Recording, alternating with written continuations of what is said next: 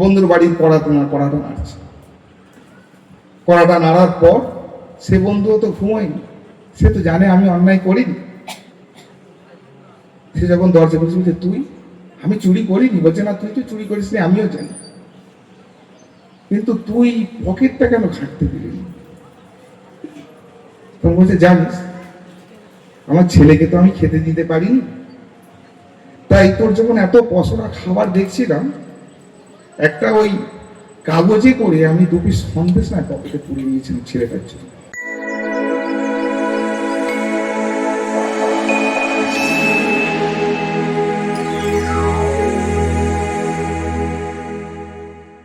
সৎসঙ্গেরই একমাত্র শিখতে পেরেছে যে তার বাবা মায়ের মরে যাবার পরও তার স্মৃতি তর্পণ করা যায়। আপনি বহু মানুষকে দেখবেন, বাবা মা মারা গেলে প্রচুর বড় করে শ্রাদ্ধ করে, বাবা তো খাবার টেবিলের যে চাট তার দাম যা শুনলে তো অনেক কিছু হয়ে যায়। কিন্তু দেখুন একটা বিষয়, আমরা এই বর্তমান 2026 সালে যখন চারিদিকে তাকিয়ে দেখব, এখনো অনেক বাবা আছে যারা কিন্তু প্রকৃত বাবা। একটা ছোট্ট গল্পের ভেতর দিয়ে আমি আমার ঘটনাটা এগিয়ে নিয়ে যাই। একটা ছেলে তার চাকরির খুব পদোন্নতি করেছে, এবং এত বড় পদোন্নতি করেছে যে সে অনেক টাকা মাইনে পাচ্ছে। তার জন্মদিনে সে তার বাবা মাকে বলছে, বাবা এবারে আমি আমার জন্মদিনটা আমি শুধু তোমাদের নিয়ে করব, আমি আমার সকল বন্ধুদের নিয়ে জন্মদিন করব, আমি যাদের সঙ্গে পড়াশোনা করেছি, যারা আমার সঙ্গে ব্যবসা চাকরি বিভিন্ন ক্ষেত্রে যারা আছে তাদের নিয়ে আমি কিন্তু জন্মদিনটা পালন করব।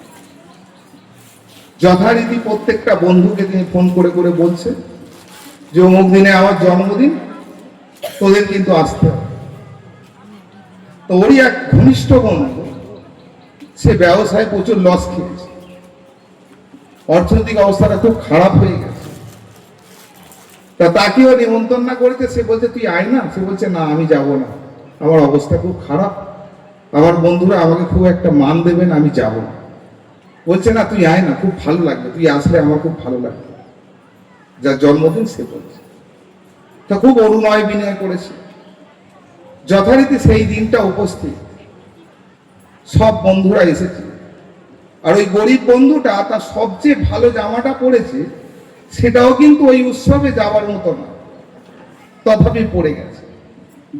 এবার যখন এই অনুষ্ঠানে পৌঁছেছে, সবাই সবাইকে নিয়ে হইহুল্লোড় করছে, ওকে সবাই কিন্তু ইগনোর করছে। এরকম যখন একটা জমজমাট অনুষ্ঠান, হঠাৎ একটা তাল কেটে গেল কি না, যার জন্মদিন তার হাতে একটা আংটি ছিল, সেটা ছিল হীরের আংটি। হীরের আংটিটা পাওয়া যাচ্ছে না। এই যখন হীরের আংটিটা পাওয়া যাচ্ছে না, সব বন্ধু তো একটা ঘরের মধ্যে রয়েছে, তো বলছে এই পাওয়া যখন যাচ্ছে না, আমাদের সকলকেই চেক করা হবে। আর যখন সকলকেই চেক করা হবে, আমরা তো কেউ পালিয়ে যাইনি বা বাড়ির বাইরে বেরিয়েনি, আমাদের কাছেই আছে, চেক করা হবে। এবার একজন কি করছে, সবার পকেট গুলো ঘাঁটা শুরু করছে।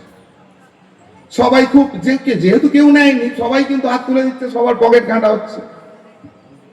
এবার যে বন্ধুটা সবচেয়ে গরিব, তার যখন সময় এসেছে, সে বলছে দূরে দাঁড়া, আমি কিন্তু আমার পকেট ঘাঁটতে দেবো না। আপনাদের কাছে আমি প্রশ্নটা ছুড়ে দিচ্ছি, আপনারা প্রত্যেকে কি ভাববেন? ও ঘাঁটতে দেবে না মানে ওই তো চোর নাকি? সেটাই স্বাভাবিক প্রশ্ন। যথারীতি সবাই তাকে খুব অপমান লাঞ্ছনা করার পর বন্ধুরা বলছে, থাম না, যা হবার হয়ে গেছে। বলছে, না, ও এরকম চুরি করতে পারবে না, ফল্লা তো যা একটু বলেছে। তো যাই হোক, এবার কি হচ্ছে, সবাই বেরিয়ে চলে গেছে, ওই বন্ধুরাও চলে গেছে। সবাই যখন চলে যাওয়ার পর, এবারে যার জন্মদিন সে ঘরে গেছে, গিয়ে ব্লেজারটা খুলতে গিয়ে দেখছে ব্লেজারের পকেটে আংটিটা আটকে আছে।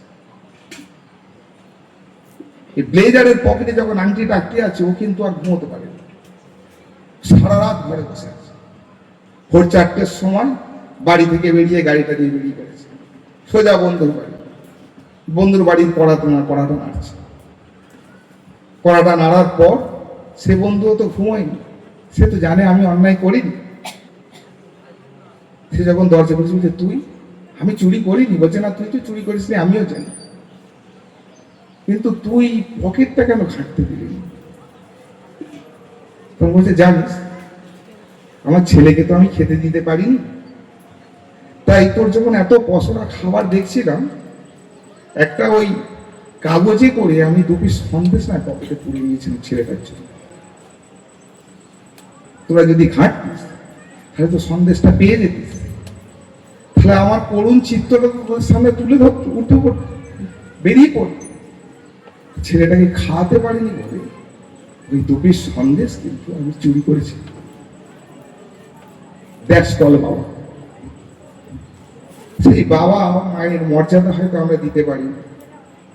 আমার ব্যক্তিগত জীবনে অনেক সময় বাবা মায়ের সঙ্গে হয়তো আমরা অনেক সময় কথা কাটাকাটি করে ফেলি, কিন্তু ঠাকুরকে ধরার পর বুঝেছি যে বাবার মা আমাদের জীবনে কতটা গুরুত্বপূর্ণ বিষয়, তার গুরুত্ব আমাদের জীবনে কতটা, সেটা কিন্তু ঠাকুরকে ধরে বুঝেছি। তার জন্যে আমার বাবা 2016 সালে, আমি তখন জুলাই মাস, আমার বাবার ক্যান্সার ধরা পড়ে। আমি চাকরিটা ছেড়েছি, আশিসটা জানে। বাবা 68 দিন বেঁচে ছিল ক্যান্সার ধরা পড় থেকে। 68 দিন আমি বাবার সঙ্গে কাজ করেছি, বলতে নেই, কিন্তু এই 68 দিন আমি, আমার মেজদা আর আমার মা টাইম করে ডিউটি করেছি। আমাদের বইয়েরাও ছিল। আমি রাত্রির 2টো পর্যন্ত বাবার কাছে বসে থাকবো। বাবা যদি পায়খানা করে তাহলে পেচ্ছাপ করে বলে সঙ্গে সঙ্গে পরিষ্কার। 2টো থেকে 4টে পর্যন্ত আমার মেজদা বসে থাকবে, 4টে থেকে 6টা পর্যন্ত আমার মা, আর 6টা থেকে রাত্রি 10টা পর্যন্ত বাড়ির ছোট বউ আর মেজ বউ, এবং আমার বড়টা বড় বৌদিরা তো ওরা তো ছিল। কনস্ট্যান্টলি আমরা কিন্তু এই কাজটা করি। বাবা নেই, আমরা যখন পিতৃতর্পণ করি, সৎসঙ্গ করে স্মৃতি বাসন উদযাপন করি, আমার ঠাকুর, আমার আশিসদা, আমার কোনো স্বর্গীয় ঋত্বিক দেবতা যিনি হাতে ধরে শিখিয়েছিলেন, তখন নিজেদেরকে একটুখানি ধন্য মনে হয় যে আমরা তো সেভাবে বাবার কাজ করতে পারিনি। আমি বলছি বলে না, কিন্তু দেখুন আশিসদা আমায় বলতো, তুমি তোমার বাবার জন্য এত করেছো, তোমার ভালো হবে। যেদিন আমার বাবা মারা গেল তার 2 দিন পরে একটা কোম্পানি আমাকে ফোন করে বলছে, আমার কাছে জবটা করবি? বর্তমানে আমি তার কাছেই করি। এটাই আমার বাবা মায়ের আশীর্বাদ, আমার গুরুর আশীর্বাদ, এটুকু আমি। তা যারা আমরা এই মানুষ হয়ে জন্মেছি, আমাদের সৌভাগ্য এখন আমাদের বাবা মা বেঁচে আছে। আমি অনেককেই বলি, যার ঔরসে, যার পেটে আমরা এসেছি, এ সুযোগ হাতছাড়া করার নয়। আমি চিন্ময়দাকে দেখি, আমাদের বাড়িতে বলি যে বহু জন্মের স্বীকৃতি না থাকলে এরকম ছেলেকে যেমন ওরা পেটে ধরতে পারে না, চিন্ময়দারও সৌভাগ্য যে ওদের পেটে ঔরসে আসতে পারে। এটা ভালো, সবাই হয় না। আমরা দেখুন তো সৎসঙ্গে তো এত ইটোলজি নিয়ে আলোচনা হয়েছে। তারপর আমাদের বাবা মা তো দীক্ষিত ছিল না, আমরা নাম পেয়েছি, ইষ্ট কর্মকাণ্ড করেছি, কিন্তু দীক্ষিত লোকের সন্তানরা ইষ্ট কর্মকাণ্ড করে না। কেন? তার প্রথম প্রধান কারণ হচ্ছে টোন, টিউন অ্যান্ড টাইমিং। আমার ঋত্বিক তিনি যে কথাটা বলতেন যে বলে কিছু হয় না, কখন সে যে আসবে তারে কেউ তো জানে না। অর্থাৎ লগন একটা মেয়ের জীবনে কখন সে মা হবে সে জানে না, তার জন্য প্রিপারেশনও সবসময় তৈরি থাকে। তাই এগুলোর জন্য কিন্তু খুব জন্ম থেকে খুব সৌভাগ্যের ব্যাপার, সে সংস্কারের ব্যাপার। আমার সাঁগাটি আমাকে বলি যে আমরা যাদের নাম পেয়েছি, যে এই যে ঠাকুরকে নিয়ে চলছি, কিন্তু আমাদের সন্তানরা পারছে না কেন? লজিকটা এই জায়গায়, তাদের স্বীকৃতির জন্য আমরা পেয়েছি। শুধু আমাদের সৌভাগ্য না, তাদের স্বীকৃতি ছিল আমাদের মতো লোককে পেটে ধরেছে। আমরা এখানে যারা উপস্থিত, আমরা সেই সৌভাগ্যবান মানুষ। যারা এই সামনে বসেছে তারা এই সৌভাগ্যবান মানুষ। এবার আজকের মুখ্য বিষয় যে জায়গাটা ছিল, সেটা হলো যে ব্যক্তি, পরিবার ও সমাজ উন্নয়নে সৎসঙ্গের প্রাসঙ্গিকতা। আমরা প্রার্থনায় বলি, ব্যক্তি, দম্পতি, গৃহ, সমাজ, রাষ্ট্র ধারণে যজন যাজন ইষ্টভীতি সস্তায়নী প্রবর্তক। এই ব্যক্তি মানে আমি নিজেকে, আমার আসিস আমার শিখিতে, ব্যক্তি মানে নিজেকে নির্মাণ করা। আমরা সংগঠন করি, গিন্নি সৎসঙ্গে একটা সংগঠন, তারপর আমার ওই সরদিয়া সৎসঙ্গে একটা সংগঠন, দেওঘরে 3-4টে সৎসঙ্গ কেন্দ্র আছে, তারা সংগঠন।